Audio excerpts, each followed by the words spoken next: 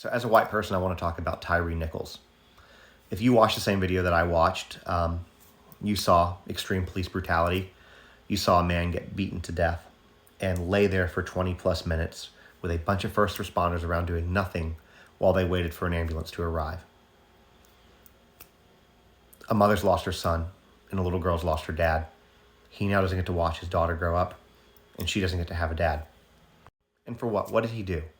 Nobody deserves what happened to him. Nobody. And aside from police brutality, it is racism. It's part of a deep-seated systemic problem that we have in this country, and I don't care that the cops were the same color as he was. Bear in mind that in World War II Germany, there were Jews that helped the Germans load other Jews onto the trains. So here's what I'm going to say. If you're around people who are racist and you say nothing, you do nothing, you're condoning it. It's just as bad as being racist, maybe worse. Because people like that need to be called out and shown that there's no place for that in the world anymore. And people who look like me will never understand what it's like to be a black person having to deal with law enforcement at a traffic stop or anything. All I can know is what my friends tell me, and it's never good. As white people, we will never understand firsthand what a black person goes through.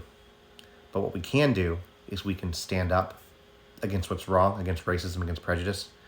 We can be an ally, and we can be there to call out other white people for their poor choices and poor behavior. You knew George Floyd's name, and now you know Tyre Nichols.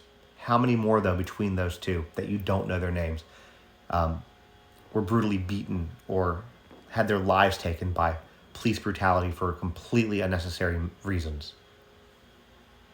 It all centers around racism and prejudice.